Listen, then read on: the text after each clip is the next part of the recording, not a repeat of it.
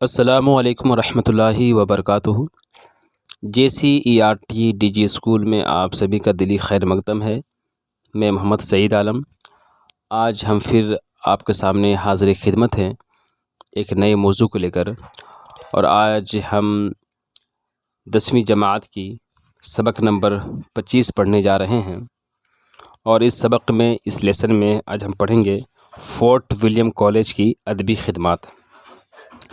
Fort William college کی کیا خدمات رہی ہیں اور یہ آپ کے نصاب میں شامل بھی ہے، اس وجہ سے یہ آج کا ہمارا موضوع ہے فورٹ ولیم کالج کی ادبی خدمات۔ جیسا کہ ہم جانتے ہیں کہ اردو جو زبان ہے اس کو ہم اپنی بات کو یا اپنے احساسات کو، اپنی فکر کو ہم دو طریقے سے، یعنی دو ہمارے پاس میتھڈس ہے جس کے ذریعے ہم اپنی بات کو کسی کے سامنے پیش کرتے ہیں۔ ایک ہوتا ہے نثر اور ایک ہوتا ہے نظم۔ تو آج جو ہمارا موضوع ہے وہ ہے نثر۔ تو فورٹ ولیم کالج کو ہم ایسے پڑھیں گے کہ اردو جو نثر نگاری ہے، یعنی پروز کا جو سیکٹر ہے، تو اردو نثر نگاری کی تاریخ میں فورٹ ولیم کالج کا نام اس کی گراں قدر خدمات محتاج بیان نہیں، مطلب یہ کالج کی تاریخ کے محتاج نہیں ہے، یہ کالج نے جو کام انجام دی ہے اس وجہ سے۔ مصنف ہیں کوئی تنویر ادیب، وہ لکھتے ہیں کہ اردو زبان پر جو احسانات کیے ہیں اردو نثر ان سے سبکدوش نہیں ہو سکتی، یعنی اس کالج نے جو خدمات، جو احسانات کیے ہیں اس سے کبھی بھی اسے فراموش، یعنی اسے بھولا نہیں جا سکتا۔ یوں تو دکن میں معراج العاشقین اور شمالی ہند میں فضلی کی کربل کتھا، یہ دو کتابیں ہیں، ایک دکن کی کتاب ہے اس کا نام ہے معراج العاشقین، اور دوسری کتاب جو کہ شمالی ہند میں کتاب ہے اس کا نام ہے فضلی کی کربل کتھا۔ یہ دو کتابیں بھی بہت اہمیت کے حامل ہیں اس نظریے سے کہ یہ کتابیں بھی نثر نگاری کی ایک بہترین مثال ہے۔ فضلی کی کربل کتھا سے اردو نثر کی ابتدا ہو چکی تھی۔ یہ دو کتابیں ہیں جہاں سے اردو زبان کی نثر کی جو بات ہے یا نثری جو اسٹائل ہے یہاں سے شروع ہوتی ہے، لیکن جدید اردو نثر کی بنیاد دراصل فورٹ ولیم کالج کلکتہ میں ہی پڑی۔ فورٹ ولیم کالج جو کہ کلکتہ میں واقع ہے،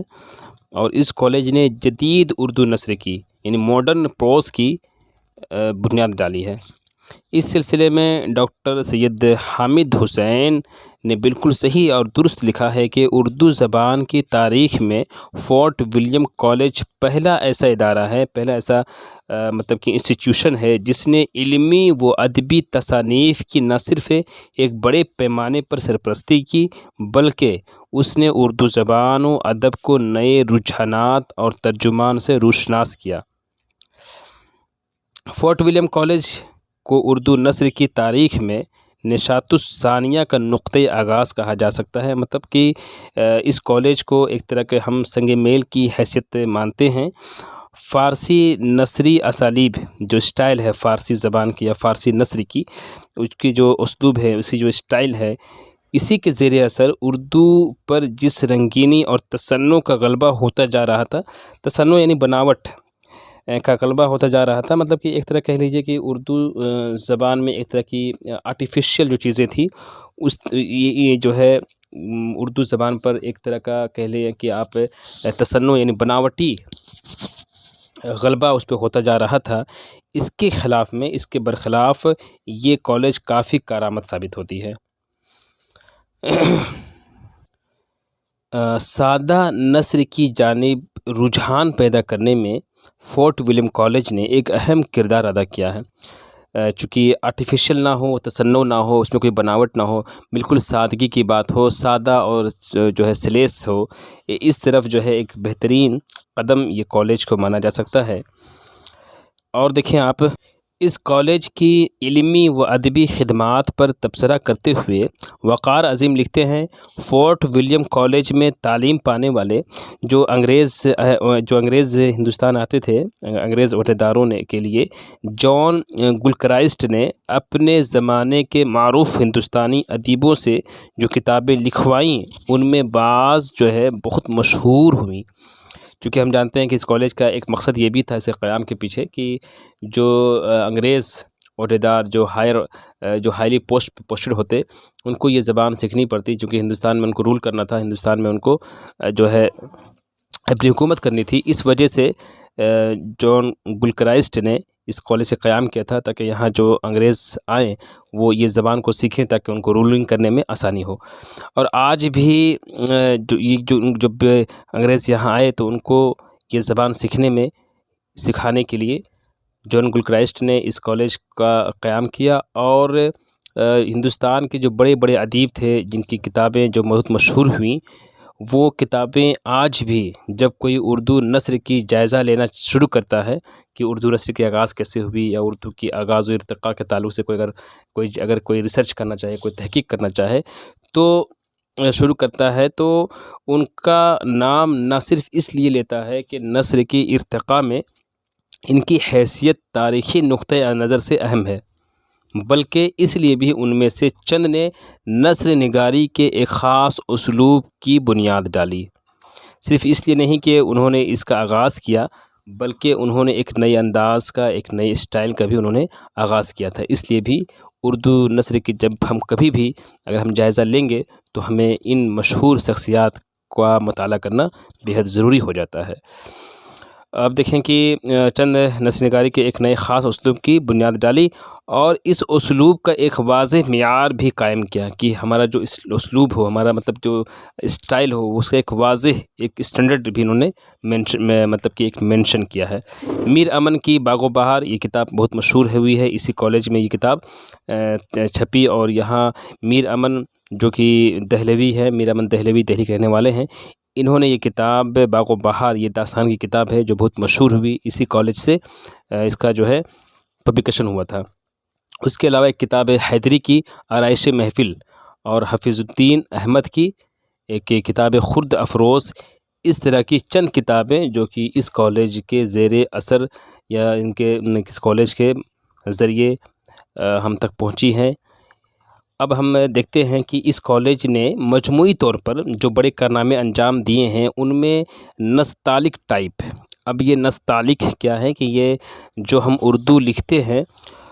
تو اردو لکھنے کا جو آج کی تاریخ میں جو ہم اردو لکھتے ہیں اس کا جو فونٹ سائز ہے یا فونٹ کہہ لیجیے، چاہے اس کا جو اسکرپٹ ہے وہ نستعلیق ہی ہوتا ہے جسے ہم آسانی سے پڑھ سکتے ہیں۔ تو ان میں نستعلیق ٹائپ کے مطابق کا قیام بھی شامل ہے، مطلب کہ نستعلیق ایک طرح کا کیلیگرافی جس طرح ہوتا ہے انگلش میں، اسی طریقے سے اردو میں نستعلیق یہ تحریر کی ایک شکل ہوتی ہے، اس کا بھی جو ہے قیام، اس کا بھی پرینٹکس مطلب کہ یہیں پر اس کالج میں قیام کیا گیا۔ اس کالج نے صرف اپنے حدود میں ہی اردو نثر کی ترقی کے لیے اہم کارنامے انجام دیے، بلکہ مطلب کہ یہ کالج صرف ایک لمیٹڈ دائرے میں رہ کر جو ہے کام انجام نہیں دیے، بلکہ کالج کے باہر کے مصنفین یعنی جو لکھنے والے تھے وہ مصنفین کی حوصلہ افزائی بھی کی ہے، اور ان کی تصانیف یعنی انہوں نے جو کچھ بھی لکھا، جو بھی ان کے کنٹریبیوشن رہے، تو ان کی تصانیف پر انعامات بھی دیے، جس سے کالج کے باہر بھی اردو نثری تحریرات میں گراں قدر اضافہ ہوا۔ اس طرح ہم دیکھتے ہیں کہ فورٹ ولیم کالج نے صرف اپنی چہار دیواری کے اندر ہی جدید اردو نثر کی بنیاد نہیں رکھی، بلکہ اس نے بیرونی مصنفین یعنی جو باہر کے مصنفین تھے، جو باہر کے لکھنے والے تھے اس زمانے میں، بڑے بڑے جو ہمارے بڑے بڑے مصنفین کی بھی حوصلہ افزائی کر کے اردو کی نثری تحریروں پر بہت دور رس اور دیرپا اثرات بھی ڈالے۔ تو یہ اس طرح سے اس کالج کی کافی جو ہے پذیرائی ہوتی ہے۔ اب ہم دیکھتے ہیں اس کے علاوہ کچھ اور جو اہم باتیں ہیں اس کالج کے تعلق سے۔ دیکھیے اس طرح سے اس کالج نے اردو کے حق میں دو بڑے کارنامے انجام دیے۔ ایک تو یہ کہ روز مرہ کی زبان کو سلاست اور روانی کے ساتھ لکھنا سکھایا، اور دوسری بات یہ ہے کہ اس زمانے کے لحاظ سے لغت اور صرف و نحو پر جدید طرز کی کتابیں لکھنے کی کوشش کی، کیونکہ اس زمانے میں اس کا تقاضا تھا کہ لوگ اردو زبان کو سیکھیں، اس کی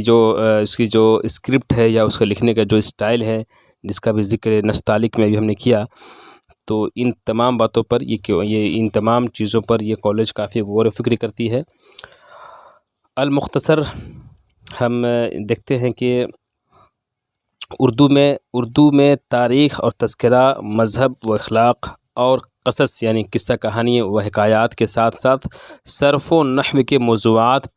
ان تمام موضوعات پر بھی سادہ اور سلیس اور راست اسلوب نثر کی روایت پیدا ہوئی اور پروان چڑھتی گئی۔ فورٹ ولیم کالج کی ادبی خدمات کے ایسے پہلو ہیں جن پر سبھی تنقید نگاروں نے روشنی ڈالی ہے اور ان کی اہمیت و افادیت کا اعتراف کیا ہے، مگر مطلب یہ کہ سبھی لوگوں نے جو کرٹیسائز کرنے والے ہیں، جو تنقید نگار ہیں، ان لوگوں نے بھی اس کالج کے خدمات کے اعتراف کیا، اسے مانا، اسے ایکنالج کیا۔ اب ہم مختصر میں ہم یہ کہہ سکتے ہیں کہ فورٹ ولیم کالج نے جو خدمات انجام دی ہیں وہ اردو ادب کی نثری تاریخ میں فراموش نہیں کی جا سکتی، مطلب اسے کبھی بھی بھلایا نہیں جا سکتا۔ فورٹ ولیم کالج کی ادبی خدمات اور اردو نثر کی ارتقاء اور اسلوب کی معیار، اسلوب مطلب کہ طریقہ کار، چاہے اسٹائل کی بات کر لیں، ارتقاء مطلب ترقی، ڈیولپمنٹ، اردو نثر کی ارتقاء اور اسلوب کی معیار سازی کا چولی دامن کے ساتھ ہے۔ بابا اردو مولوی عبدالحق، جنہیں ہم مولوی عبدالحق کے نام جانتے ہیں، فادر آف اردو، بابا اردو مولوی عبدالحق نے درست لکھا ہے، صحیح لکھا ہے کہ ہندوستانی زبان یعنی اردو کی بڑی خدمات کی ہے اس کالج نے۔ سادہ اور روزمرہ کی زبان لکھنے کا ڈھنگ ڈالا اور مقفع و مسجع عبارت ترک کر دی گئی، مطلب کہ اس سے پہلے اردو زبان کو مقفع و مسجع انداز میں لکھنے کا ایک چلن تھا، جس کو اس کالج نے ختم کیا اور سادہ اور سلیس عام فہم زبان میں لکھنے کا رواج ڈالا، تاکہ جو ہے قارئین پڑھنے والے کو آسانی ہو اور یہ زبان خوب پھلے پھولے۔ اور اس طرح سے اس کالج نے جو کام انجام دیا یہ بہت ہی قابل تعریف ہے، اور ہم امید کرتے ہیں کہ آج اس کلاس میں ہم نے اس کالج کے بارے میں معلومات حاصل کی، اس کالج کا قیام کہاں ہوا، اس کالج کو کس نے قیام کیا۔ اس طریقے سے کوئی بھی کوشچن ایگزام میں اگر آتا ہے تو آپ اب اس لائق ہو چکے ہیں کہ آپ اپنی زبان میں فورٹ ولیم کالج کی ادبی خدمات کو لکھ سکتے ہیں۔ آج کی کلاس یہیں ختم ہوتی ہے۔ السلام علیکم ورحمۃ اللہ وبرکاتہ۔